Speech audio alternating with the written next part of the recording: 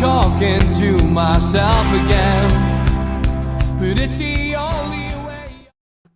Good evening and welcome to NUFC Matters with me, Steve Wraith. It's Thursday night and I'm joined as always by Malcolm and Gibbo. Good evening, lads. Hi, Steve. Good evening to you. Hi, John. Good to see you, and we're hoping to give the viewers at least 1 hour of comic relief and chat about Newcastle, because it's been a horrendous day news-wise with the invasion of Ukraine. Now, our thoughts are with all the people out there, and let's hope that there's some kind of resolve to this, because it's not a pretty picture that's being painted on anybody's television screen at this moment in time. But we will talk about football for the next hour. But if you want to talk. If you want to talk about things such as the Ukraine crisis, then I will be doing my weekly News of the World show, and that'll be at 9 o'clock. We've got special guest Sean Atwood tonight joining me, Lee Davies and Patricia Devlin. We'll be talking about the Ukraine crisis, of course. We'll be talking about the new Batman film, and we'll be talking about, is it still okay to smack a child? So we've got quite a few things to talk about on there tonight. Join us at 8 o'clock till 9, News of the World tonight. But let's go back to football, John, and we predicted a draw last week, and we were right. It was a good result. And I think what we've gathered from most of the panelists this week on the show is that was probably one of Newcastle's best performances. I honestly believe that it was, Steve. We're still unbeaten in 2022, which is great. Okay, 3 wins on a trot didn't become 4 wins on a trot, but that was the only thing that was wrong with it. I think the display was as good or better than what I'd said was our best display, which was against Everton when we won 3-1. And the reason I think it was better without having the extra 2 points is because the opposition was so much better than Everton were. And yet we played so well down there. And we've also got to remember that in playing so well, our 3 most influential players weren't on the pitch, in Kieran Trippier, Alan Saint-Maximin and Callum Wilson. Top goal scorer, top maker, and Trippier, man for all reasons. They weren't on the pitch, and we still produced a performance like that, which is very reassuring to me now, because we seem to be able to handle player crisis and still get out there and do the job. Just on that, Steve, one of the main reason, I think, John, was that Newcastle had a huge amount more of the ball.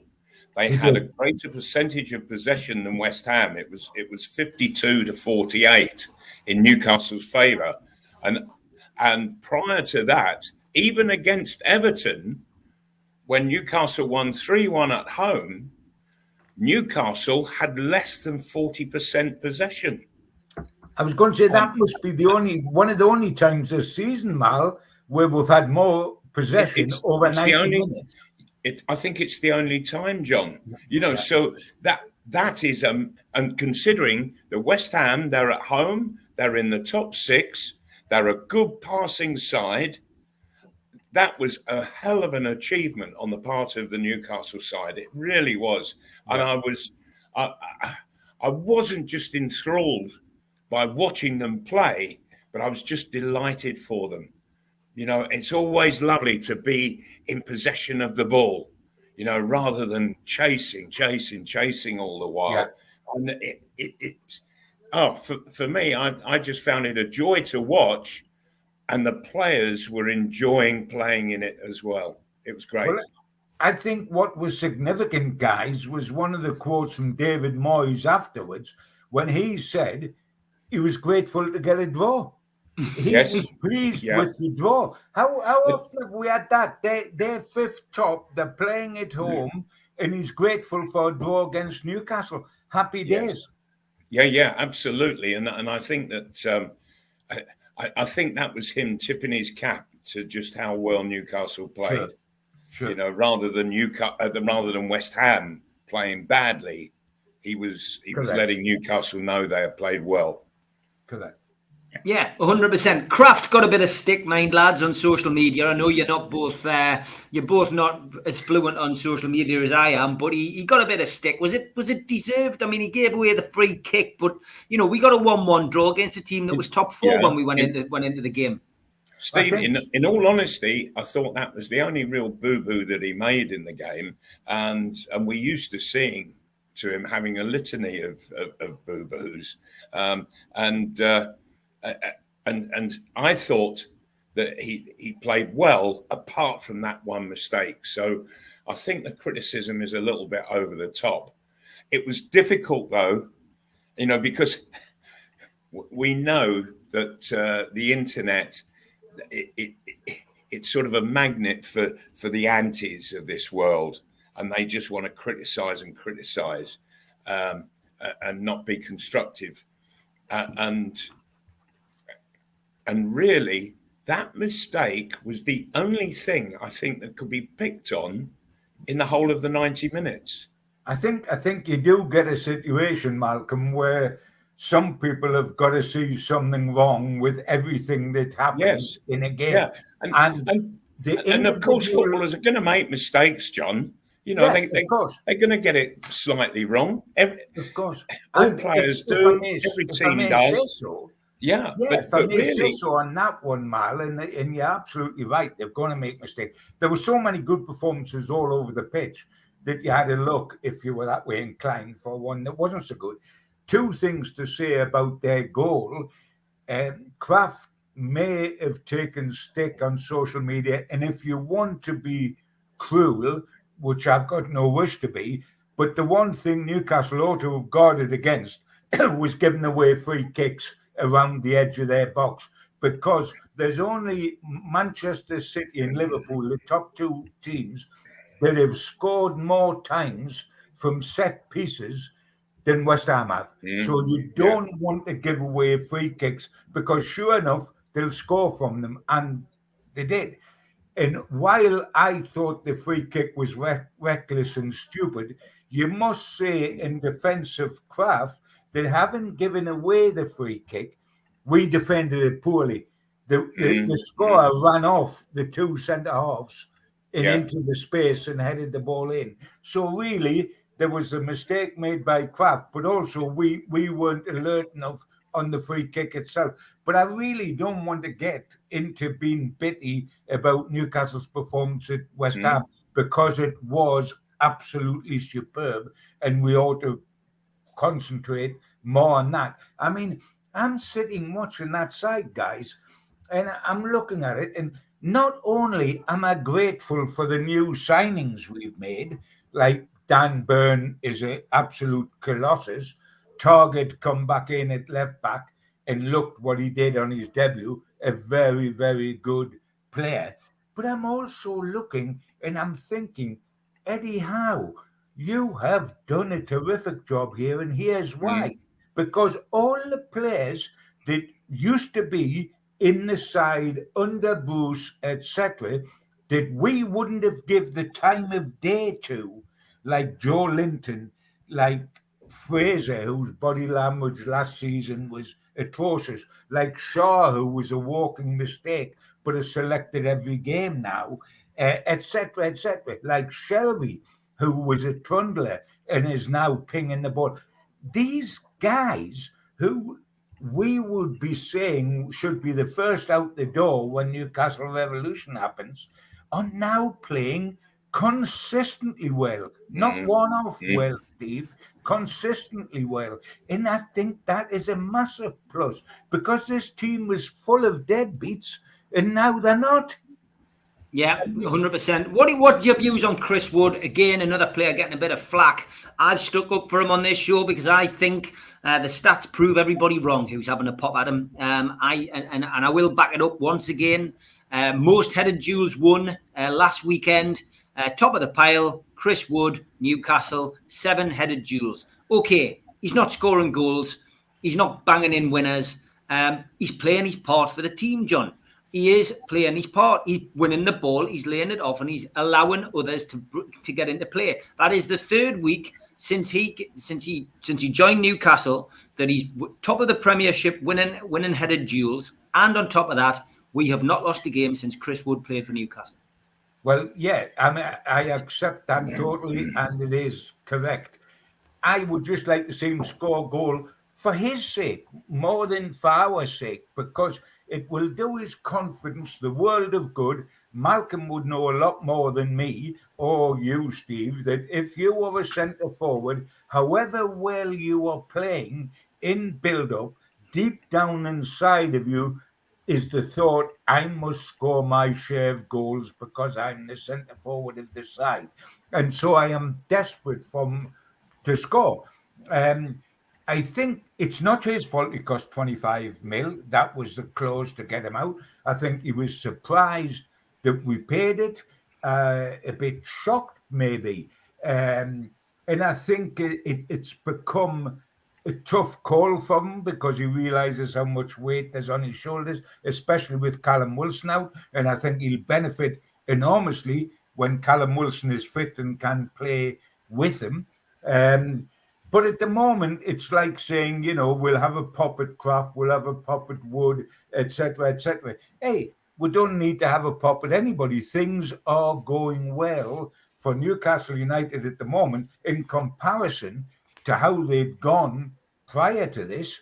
And so, let's not be vindictive, but I think that he does need a goal as much for himself for certain fans, because did you see the relief guys the other day, the match before last night, when Burnley had the great 3-0 win, and they've shocked us in the last two games, the great 3-0 win at Brighton, the centre forward they bought to replace Wood. And bought him for a lot less money, scored an excellent goal, and the relief on his face as he ran away, having scored the goal, to say I'm now on the mark, was absolutely enormous. And I think that happens with all centre forwards. Yes, it does. And you would know that, Malcolm, better than anyone. Oh, it's you get that first goal, and it just calms all the nerves down, and the game becomes a little easier. That you're not under tension all the while. And of course, as each game goes past where you haven't scored, that pressure just builds and builds and builds, and it's sitting on top of your head. It's difficult to live with. So you're absolutely right, John. He needs a goal, and if Newcastle can find their way into a situation on Saturday or whenever, where they can just knock one in and set him up, do so, and that's a good show of teamwork, teammates, and camaraderie. The ideal thing, Steve, is that we win 1-0 at Brentford and Wood scores a goal. Yeah, that would be lovely. Which is what we said last week. We're hoping that was going to happen last week. It didn't, but I'm sure that he'll continue in the same way, and I think he will get something at some point. So let's hope it is at Brentford at the weekend. Just veering off Newcastle before we go to the people in the chat, because there's a lot of questions coming in. A couple of things I want to ask. First of all, who would you say, lads, is the most consistent manager in league football at the moment? At the moment? Yeah. This season or just anyone? At the moment, this season. This season, the most consistent manager in football? At the moment, yeah. That's a good old question, isn't it? In football, when you say in football, do you mean the whole in the English leagues? Out of the 92 teams, who is the most consistent? Well, I know who isn't. Steve Bruce. Well, he is. I know that's where you're wrong, because Chris Griever put this up. Bruce, 2021-2022 season stats. 2 teams managed, 11 games played, 1 League Cup game played, 8 games lost, 4 games drawn, 4 points from a possible 33, 0% win average, 66.66 loss average, 10 goals scored, 23 goals conceded, minus 30 in goal difference. There you go, lads. He is consistent. Consistently bad. It's funny, Steve. It's funny when you asked, we always think immediately about who's the most consistent, like he's won the most games. And the reason I mentioned Bruce there is because in my column in the Chronicle tomorrow, I've said that. How dare all the punters elsewhere in the country, the big name alleged punters who say we hounded Steve Bruce out of Newcastle and he was really doing a wonderful job. His record this season is that he's going to go in, he's still in the middle of February. He hasn't won a solitary single game, either for Newcastle or for West Brom. And he's supposed to be at his correct level now with the championship. He's supposed to be a championship manager. Well, they've played 4, lost 3 and drawn 1. And the Smuggies give them a goal start the other night and still beat them. Well, I am good friends with Steve Gibson's daughter, Victoria, and I did ring her to congratulate her on such a wonderful win the other night. So, yeah. Did you see any of it at all? You've got to remember as well, it was a Gibson win over Steve Bruce. Yeah. Cheers, guys. And the first goal of Middlesbrough's, that I think it levelled up the scoreline. It was an absolutely super goal. It was fairly simplistic, but it was just absolutely beautifully executed all the way through. Absolutely. As you know, lads, I do like to chuck up a little bit of history on this show as well now and then. And Jersey Mag sent this in. He goes, "Hi, Steve. I was wondering if Malcolm MacDonald or John Gibson could remember much about this pre-season fixture. I have been left this programme and I'd like to know a bit more about this trip and match on your next show, if that is okay. So it's a souvenir programme, Jersey Island versus Newcastle United Football Club. That's all we've got. Any idea of the date? It doesn't have a date on the front of it. Does it not? Can I jump in there just for a moment to see if this sheds any light on it? Because I suspect that's when this match took place. I've told the story before when I've appeared at live gigs, but I was in Jersey with Newcastle United, and it must be this game, at a pre-season game, walked into the hotel, into the dining room at night. Newcastle players were all sitting down the bottom of the dining room as a team, and I walked over to an ordinary table, sat down, and this very nasal voice said, "John Gibson, what are you doing here?" And it was Cloughie, because Brian Clough didn't go on pre-season trips with Forest. He sent his number 2, and he was there with Barbara in the hotel having a break before the season started. He asked me why I wasn't having a meal with the team, and I said, well, that isn't the way it works at Newcastle. So he said, right. He said, excuse me, and he got one of the waiters across, and he picked up all my food. I was in the middle of the main course, just picked it up from in front of me in the bottle of wine and shipped it over to Cloughie's table and plonked it on Cloughie's table. And he said, for the next 3 nights, you're going to have dinner with me. And I was in the bar afterwards. I was in the bar talking to Cloughie just literally after dinner. And Newcastle director, who shall be nameless, come across and said, Brian, so lovely to see you, etc., etc. And Cloughie, thinking I'd been snubbed by Newcastle because I wasn't allowed to eat with him, turned round to the director and said, excuse me, I'm talking to a personal friend of mine. I'll see you later. And turned round and said, yes, John, now what were we saying? So there was a lot of great fun. Brilliant. And I've got to think that was when this program is, because we didn't go over to Jersey for pre-season friendlies every pre-season, so it's got to be that program was from the time Cloughie played his little bit with Gibbo. When was it though, John? Great Because certainly wasn't in the 5 years I was at Newcastle. No, great question. I think Lord Bill was chairman, but I mean he was chairman for an awful long time. Yes. It probably would it be just? When was Cloughie in his pomp when he won the European Cup, etc., etc.? I'm wondering if it was whether it was just before Nottingham you. Forest. That was at the very end of the 70s. Yes, yeah, it was before you come to us, Malcolm. No, end of the 70s. No, but I think the time we are talking about, where I was with Cloughie on the island, is before. I was before that time. Before you come to us, right? But certainly, I can't. So you would have been at Derby County then. I mean, I was following Newcastle United all the time then, as you know, every match. And that's the only time I was pre-season in Jersey. And whether it was before you or after you, it's the only time we played pre-season in Jersey. So that program has got to be from that. What I'll do tonight, I'll be whipping on into my record book from the time and see where we played in Jersey. Well, let us know if you get a chance. Make a note. Right. Make a note. Steve, before we go on, just hoping that I can see something going into a number of record books tonight.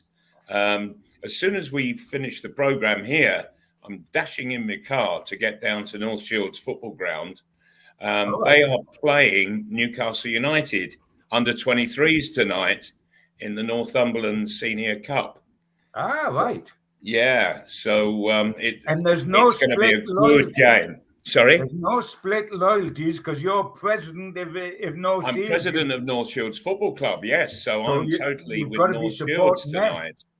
Yeah. That's the only time I let you not support Newcastle United, Malcolm. I won't get a slap on the wrist then, John. John, as one of our most respected scribes in these parts, any info on ASM? Because we seem to have hit this situation again.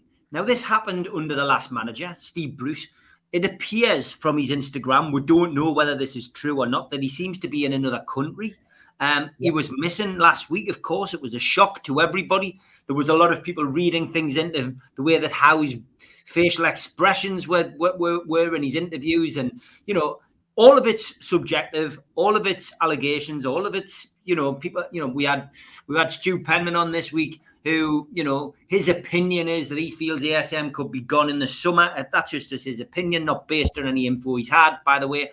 But, is there a problem with ASM? Is he not Eddie House type of player? What's your opinion on this, John? Do you think? I think there's always a problem with ASM because he's a naughty boy, isn't he? I think he loves intrigue. He loves social media, etc., etc. And he's got to feel top dog and loved by everybody and needed by everybody, or it's a little bit of a Kevin Keegan, here's the dummy out the pram. I mean, yes, the intriguing thing is that Newcastle United have been putting out on their site, more or less, that he's in great contention to play on Saturday. And even suggesting when he wasn't in the pics of them training that was still the case. Then suddenly the Saints got it on Instagram, the pic of him in Monaco going under this treatment for his cough. Now, if you take that at face value and the picture was bang up to date, like it was immediately put on when it was taken, you begin to think there isn't time for him to come back and play in the game against Brentford.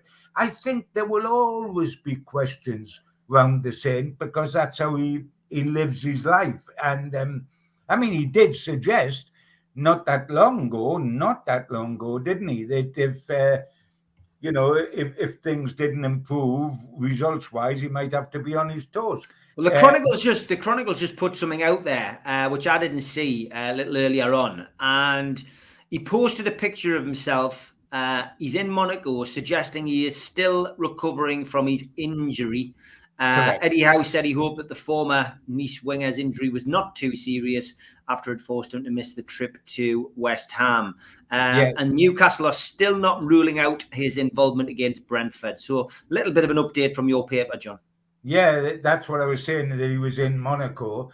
And Yeah, but where does that leave you time-wise, whether he can come back and play? I know you can drop in from Monaco to London very, very quickly if he was wanting to link up with the squad in London, but how physically fit would he then be to play in the game, or would he just be a bench job or whatever? I think Alan is a bit of a drama guy in fives on it, and okay, that's fine if he goes out and does the job for us. We could do with him back. There's no question about that, because when he does fire, it makes a huge difference. Though I've got to say, in defence of the team that we put out at West Ham, that while Jacob Murphy's a very different sort of player to the Saint, he did his job to a very decent level down at West Ham. And totally agree, John. At least if he's on one wing and Fraser's on the other wing, we've been talking about Wood. Wood knows the sort of service he's got, because it's one touch and a cross. They've got the capability of doing that, both of them, whereas St. Maximin will check in, check back out, show the ball and go again. And if you're a centre forward, you're going in, out, shake it all about, because you don't know when the ball's going to come. But I mean, in an ideal world, on Saturday, I would want St. Maximin in the team, and I would be tempted to have Manquillo in the team for Kraft, is my two changes. And I would leave Shaw in ahead of Lascelles, because he's done nothing to get him out the side. So in an ideal world, with everybody fit, that's what I would do with the team. But if we had to go with the team that played at West Ham, I wouldn't be crying. Matt, what's your views on the Maverick that is ASM? I really would like to see a lot more positivity from him, and positivity in the way of looking to create and make things. I think all too often he just goes on mazy runs, and he'll go across the pitch, and he's never looking to get himself in through the defenders and go at goal, and he's not looking to knock anybody else in. And he just goes on mazes across the pitch, and I would sit him down personally, and I would say, right, come on, here are your stats. You tell me from those stats, how many goals are you going to score in a season? How many goals are you going to make for others in a season? Because at the moment, you're not scoring enough, you're not making enough, but you've got the ball probably more than any other Newcastle player. So come on, you've got to pull your socks up and start to be more constructive in what you do. You've got all the skills under the sun, put them to real use. And it might sound like giving him a bit of a bollocking, but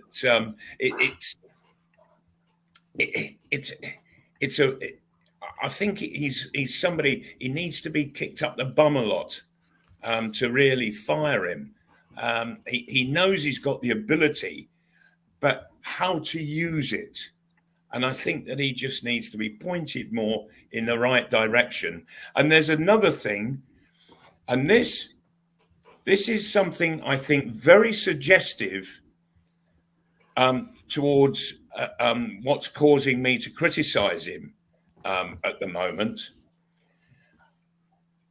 He'll go on the run, he'll come into contact with the defender, and then he will actually sit on the pitch for 5 minutes. Maybe not all of 5 minutes every time, but I've seen him sit there for 5 minutes. Come on, that's rubbish. That's nonsense. You get back up, you get back. And that's the professional thing to do. That's taking your teammates and the team performance into consideration. And he doesn't do that. And so I think there's a lot of criticism that that can come his way if he's not not prepared to put more effort into being more positive. You can be a fancy Dan all you like, but so many times we see fancy Dans not succeeding in the game in this country over the decades, over the generations. That and John, you would have seen Len Shackleton, I'm sure. What a great player, but how frustrating to play with. Yeah, really, truly frustrating. St. Maximin is much the same, in a different way, but he is much the same. Very frustrating to be in the same side with. And if I were in Wood's position, I would be screaming at St. Maximin on the pitch. And as soon as we got into the tunnel, I'd be putting him against the wall and saying, you've got to start knocking it into the box, pal. I can remember that you doing that with somebody at Wolves, and I can remember Alan Shearer doing it with Ginola all those years later, because number 9 legends want a service because they know what they can do. Yeah, precisely, John. Yeah, and when you see somebody just running the ball across the pitch, turning, and then across the pitch, and across the pitch, and across the pitch, come on, I'm in the box here to score a goal. I ain't going to score a goal while you've got the ball running across the pitch like you are. And you finish up beating everybody 3 times, and for what? It's just the clock ticking down. That's all that's happening. And so St. Maximin, I think what's got to happen is that he needs to be directed. He's doing great things, but then there comes that moment where he's got to just half a yard to one side or the other, and then bang, let it go. And that's the part of his game that isn't happening. And that's the most important part of the game for him. Yeah, I would agree. Well, it's going to be interesting to see what happens. Hopefully ASM will be back this weekend. And halfway through the programme, time to do the ads. Thanks to all our sponsors. First up, Spider VPN. For all your internet security, Google Spider VPN. They are the boys to trust. They come up at the top of the Google network search. Thanks also to skipsandbins.com. Telephone 0800 25 45 25 3. Email inquiries at skipsandbins.com. Website www.skipsandbins.com. Easy, contract free, and pay as you go. Waste collection. Thanks also to L&G Family Funeral Directors 0191 389 7245. And to Garden of Healing Dispensary, CBD hemp and cannabinoid specialists, www.thegohd.com. Thanks to Arcot Interiors. You can Google them and they come up at the top of the search list also. You can also find them on Heaton Road, and they are currently hiring and looking for fitters. So contact Arcot Interiors if you are available to help them with that particular trade. qtechshop.co.uk are the makers of pool tables and snooker tables in Wallsend, Newcastle, and also the guys who run our website. Jab Signature, you can find them at jabsignature.co.uk. Thanks to Media Arts for all of our video editing.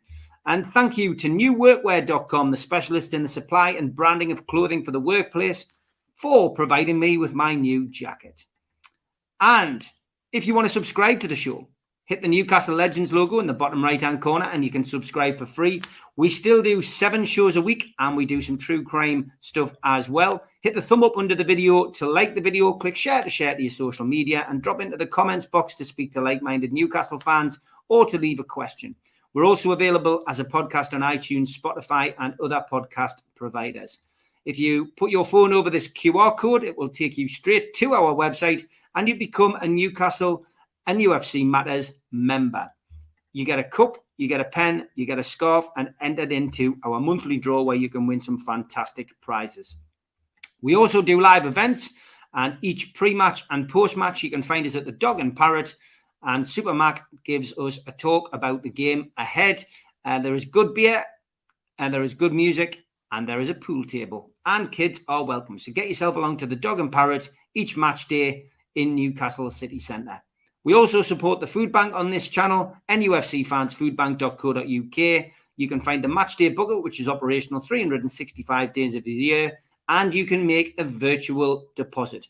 If you want to find us on Facebook, then just search NUFC Matters. We have a page and a group. And if you want to follow me on Instagram, search Steve Wraith. And if you want to follow me on Twitter, search @SteveWraith.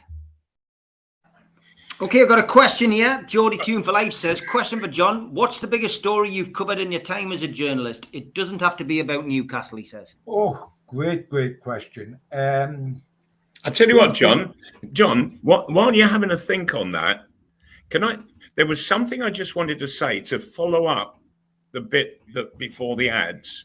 Go on. And it came to me whilst the ads were on. When I was at Tunbridge playing in non-league in the mid to latter 60s, Harry Haslam was the manager. Now, when he was playing, he had been a youngster at Man United. And he told me that there was an adage in the club there at Man United that it was really only got rid of once they signed George Best. And the adage was, and St. Maximin should really think seriously about this, you beat one man, that's really good. You beat two men, that's brilliant. You beat a third man, you dropped. Get it in after that. Yeah, because when do you stop? Yeah. You know, and that pictures St. Maximin perfectly. You know, that because people are making runs, you know, knock me in. Oh, dear me. It changed with George Best because he could beat five and stick it in the back of the net, but they don't come along too often. Yeah, he was an absolute one-off. Oh, yes, he was. Thinking of what you said off the top of my head, Steve, on what I've covered without having had time to think about it, two things leap out at me as being huge, not involving Newcastle, as was said. The first one, if you remember, I covered the World Cup final, and remember Ronaldo, who was the centre forward of Brazil, not the Portuguese Ronaldo, yes, the centre forward of Brazil that scored a pile of goals. Wonderful finisher. He missed the final because he took a fit in the. You're talking of Paris here, John, aren't you? He took a fit. You're talking of Paris. Yes. Yes. He took a fit in the hotel on the night before the final. He was rushed into hospital. He was with Carlos. He was with Roberto Carlos in the room. He was rushed to hospital. It was all kept quiet, of course. And then he come out of hospital the next day because he wanted to play in the final. He said he was okay. He went down the ground. And an hour before the kickoff, as per, we got the teams in the press box, and Ronaldo was not in the team. And that's the first indication we had that anything was wrong. And it was sensational. Because, it's like Manchester United in a European Cup final and George Best isn't in it, etc., etc. So we're absolutely on the phone trying to find out what happens. And then within 20 minutes, a new team sheet comes up without anything announced. A new team sheet comes up and is handed to us all. And Ronaldo is in the team. And we think, wait a minute. We've had a team sheet without him in. We've had a team sheet with him in. And what it was is that he had actually appeared. So we're trying to find the real stories. He had appeared at the ground straight from hospital, tried to convince them because it was the greatest moment of his life with playing a World Cup final that he was okay. He actually played, never kicked the ball, was substituted, and I think Brazil lost. But that was one of the greatest sensational stories you're ever going to get in football, where the greatest player in the world is due to miss the World Cup final an hour before the kickoff, and then all of a sudden is put back in the team. What has happened? Has he got an injury? And it turns out he'd had an epileptic fit in the hotel the previous night. That was sensational worldwide. The other one is a lot more obvious, and it's not football. I covered the Olympic Games in Munich when we had the Palestinians, the Black September gang, taking over the Israelis, shooting a lot of them dead, going off to the airport, and then the lights went out and they were all shot. I was stupid enough in that when they shot off to the airport, I was stupid enough to get in a taxi and and tell the taxi I wanted to go to the same airport because I wanted to see what happened. We got within about half a mile of the airport, just outside of Munich, and you could hear the shooting. The taxi driver jumped out of the taxi, left his doors open, and said in English, "F you," pointing to us lot, and tucked to his toes down the road. In other words, if you think I'm going up there in the crossfire, you're joking. And we were left sitting in the taxi with the doors open. Another sensational world story, as we all know. And I've never had such a feeling.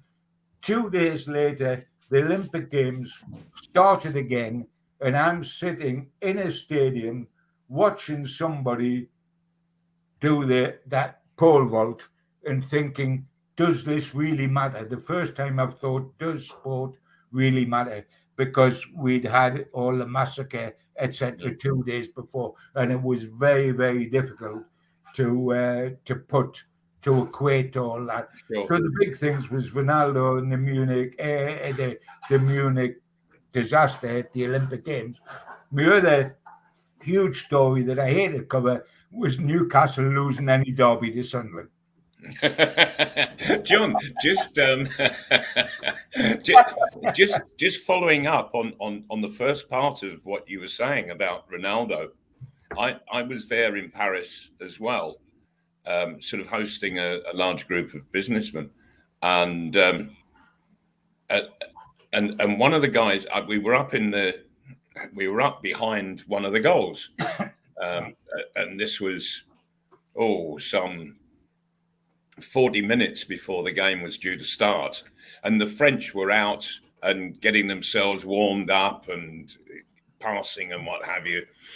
And one of the business guys came and he said, "I've been watching you, studying all that's going on." He said, he said, why are you doing that? And I said, "Well, have a look down there and tell me what you see or you don't see." Well, he said, "No, is France warming up?" I said, "Yeah, Brazil aren't." "Why?"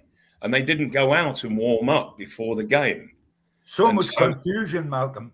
Yes, there was so much confusion. There, yeah, and there must have been pandemonium going on up by the dressing rooms. Absolutely. You know, because the referee, he wants a team sheet. This is the World Cup final. The television companies, they'll be wanting the team sheet, get the teams up on a screen and let people know who are playing. And there was all this confusion going on. And there was just the no-show pre-match. What I've got, Malcolm, which must be unique just as memorabilia, because it always has the time on, I've got the team sheet for the World Cup final an hour before the game with no Ronaldo in, and then I've got the team sheet 20 minutes later for the World Cup final with Ronaldo in. Yeah. The first team sheet he ain't in, 20 minutes later he is. It's the greatest final of all time. It's in Paris, it's against France, and of course France won. But Ronaldo was such a goal scorer in that side. Yes, he was, John. Huge goal scorer. But when he came on the pitch, he was trance-like. I was about to say he was literally in a trance and never kicked the ball all game. It was a mistake. They played with 10 men. He didn't run a step. They played with 10 men, Malcolm. Yeah, he staggered about. They played with 10 men. And the game just went on around him. It was the most bizarre thing I've ever seen in such an important game. Yeah.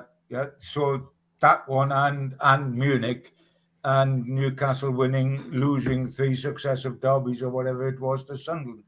Dreadful. Question by you there, Mal, from Tell. He goes, a question by Malcolm as a player. What was the most intimidating ground you played at? And do players get affected in the same way that Jordan Pickford seems to at St James's Park? Yes. Yes, there are those players who will become affected. The ground I found, there were 2 grounds that I found really difficult to play at. And you could never put your finger on why. Is it, your team just doesn't get going or what? But one was Leicester, Filbert Street, not the stadium they play at now, the King Power. And the other was Goodison Park. And I always found it a real battle just to get the game going. Not a battle with Everton, with the opposition, but almost with yourself and the rest of the team, all battling just to trying to get going and sort of get the game under your control. And it was always very, very difficult. Difficult grounds to play at. But there were others where I couldn't get there quick enough. It was just a joy to play at.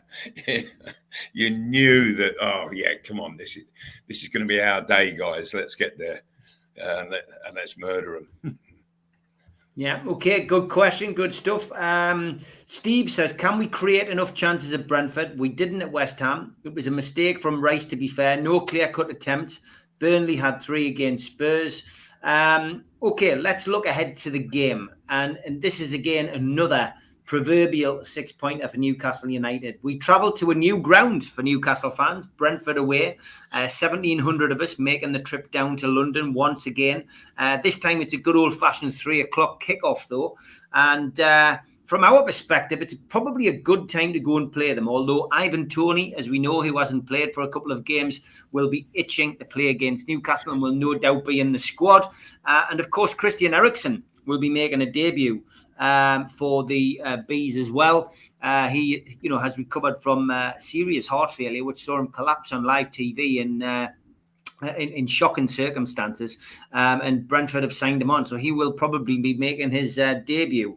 As for Newcastle United, well, it's still a little bit too early to find out who is going to be available, but photographs from the training ground would suggest that Manquillo is going to be fit and available this weekend. We do know, of course, that Trippier, Ritchie and Wilson will all be unavailable. As we've already discussed on the show, we're not sure on ASM. There could be a late call on him. And Ryan Fraser's fitness as well is to be confirmed. Since beating Aston Villa at home in earliest part of January, they've only taken 1 point from a possible 21.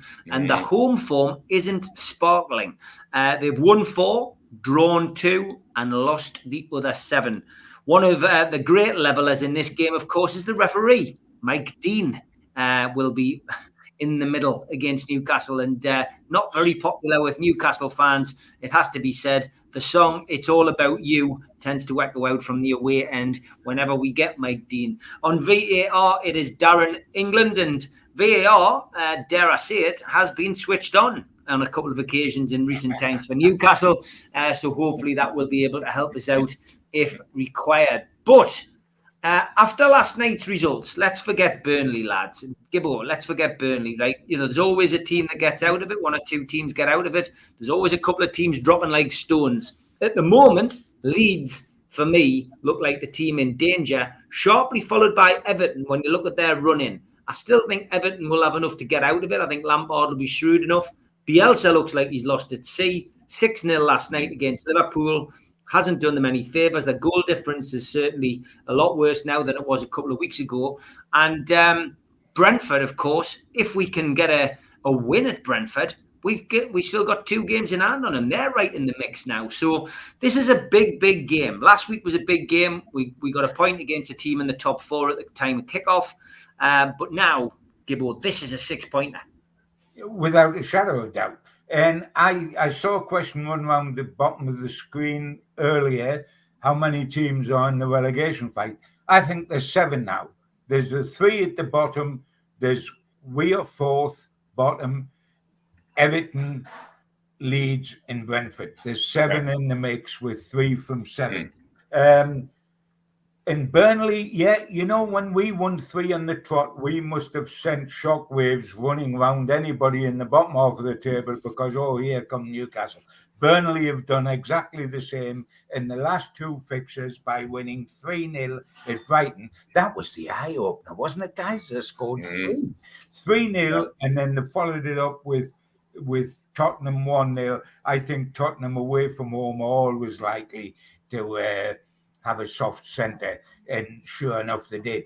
But, let us fear not, my friends, that Burnley's coming away. If we presume that Watford and Norwich will probably go down, the third team, I think, will either be Brentford if we beat them on Saturday, or Leeds, who have let in 56 goals in 25 matches, which is horrendous.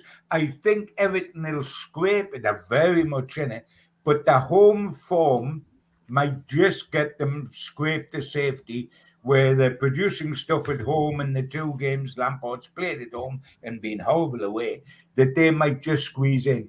But I look at Leeds, and I've got a feeling that at the end of the season, they might go and Bielsa might go as well from Leeds, because I think Bielsa has been touted as a genius and has unquestionably produces attractive football, has got something about him as a coach.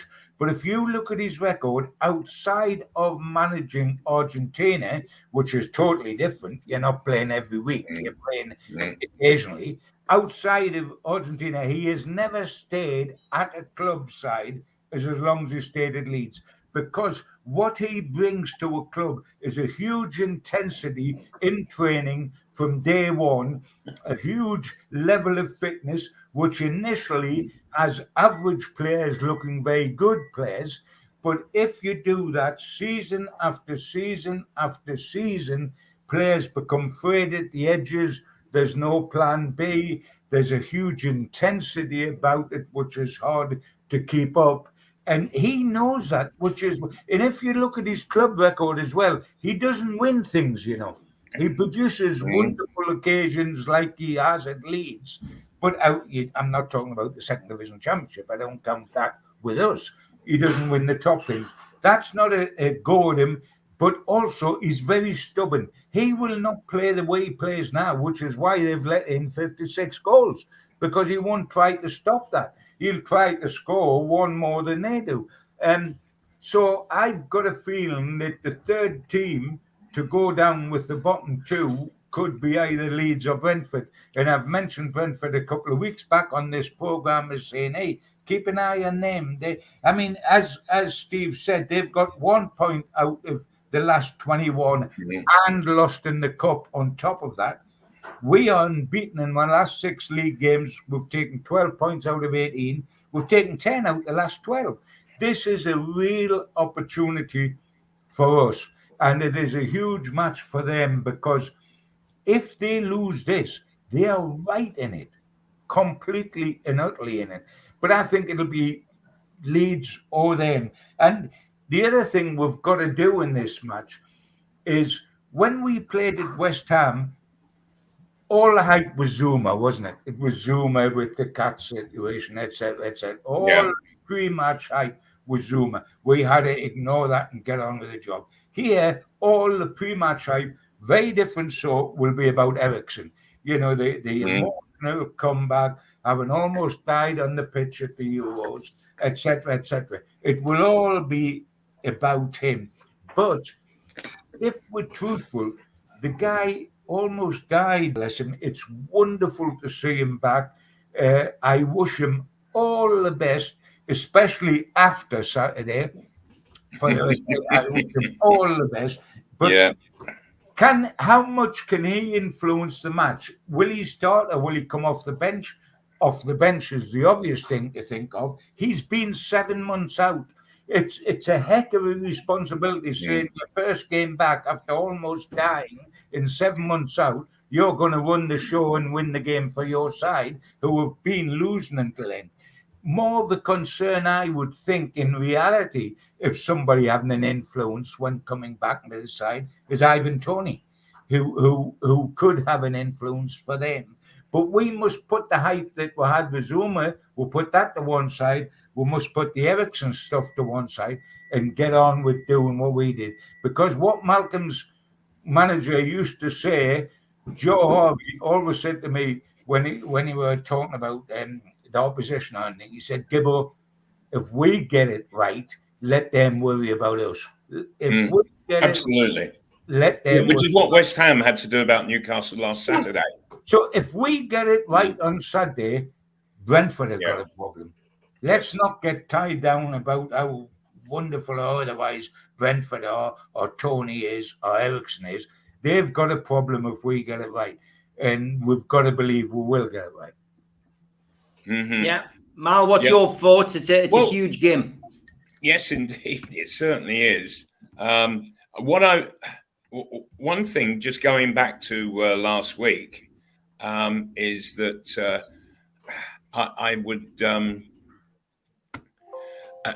I would like to apologise to Joe Linton, because I said before the match that if anybody was to be left out, I would leave Joe Linton out, although everybody's really wanting him to play. And in all fairness, in that game, I thought he was absolutely terrific. I really did. And so I apologise to him for that. And so I would play him. And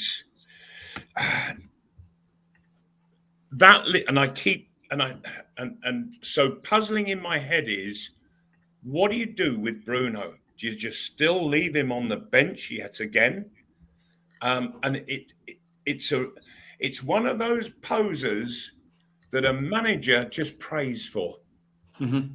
Absolutely prays for it, because right now, just out of interest, I looked at the marks that are given in the Sunday paper, and I thought Shelvey, he was so much more improved. He just sat as the anchor, and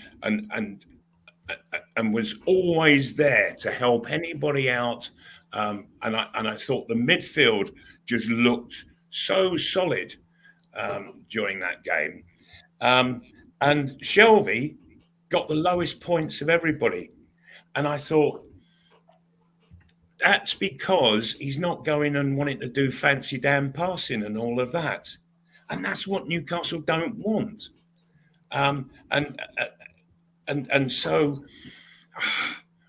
how does Bruno get into the side? Because I think he would do ever so well.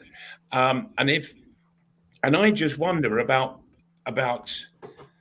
looking at some point during the game to try Bruno playing off of Wood as an advanced attacking midfield player, and just see what happens. Who would come off? I don't know. I'd have to leave that to manager Eddie Howe. But I'd like to see that tried if the situation exists.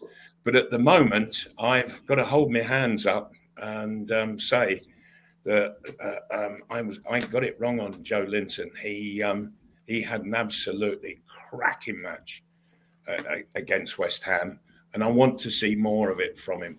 And he's obviously enjoying his game. Against Brentford, I don't think Newcastle have to worry about them at all. What they need to do is just work on all the good stuff that we've started to see coming from them. I get that feeling that there's something really building. And how big can that actually grow? well, we'll see over the coming months and couple of years.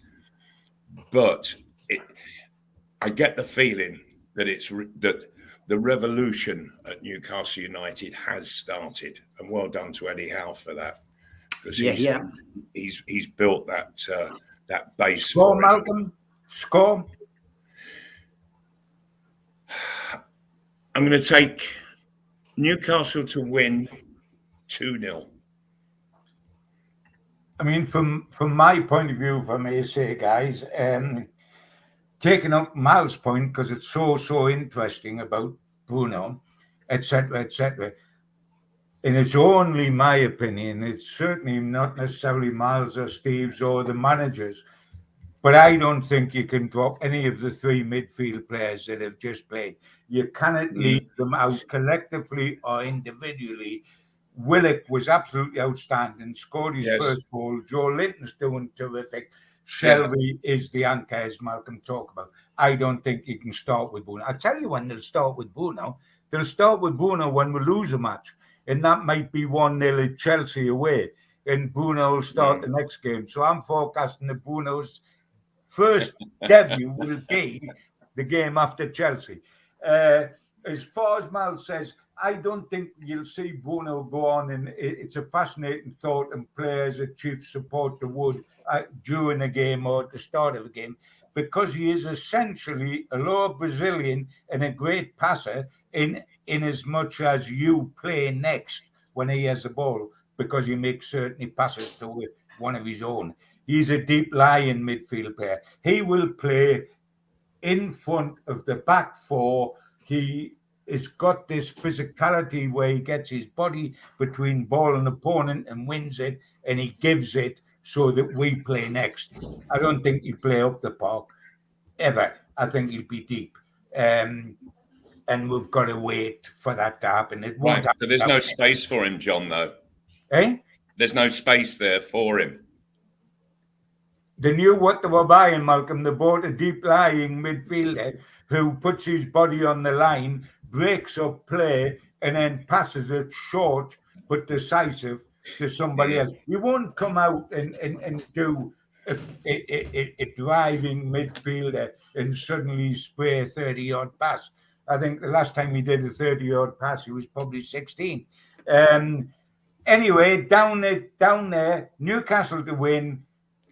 I'm going to let them have a goal, because if you look at our recent record, we never let in more than one, but we always seem to let in one. So I'm going 2-1 to Newcastle. But I would even settle more for Malcolm's score. Stephen, you've got to put your score on the line, my son. I'm going for a 1-0 win. I think it'll be a tight game. I think it'll be a tight game. And but I'm going to go. We're going to get the goal like I was asking. And I'm going to go 1-0, and I'm going to go for Joe Willock to continue his run. And we haven't even touched on Joe Willock. I thought he played really well. He's been most improved over the last few weeks, and he coined it with a goal last week. I'm going to back him to get the winner. 1-0, lads. But I don't care what the score is. We've got 3 different scores, but we've all agreed Newcastle's won. If that happens, that'll do for me. It can be 2-0, 2-1, or 1-0. That'll do for me. Yeah. Great stuff, lads. We've gone into extra time. Look forward to seeing you next week. Take care, lads. Lovely good night, Take everyone. care, boys. Bye.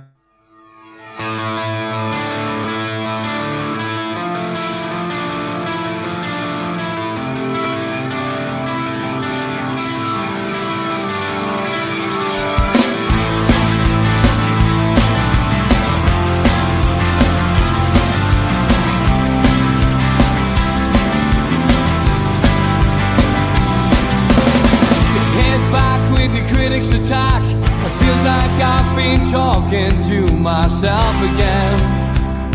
But it's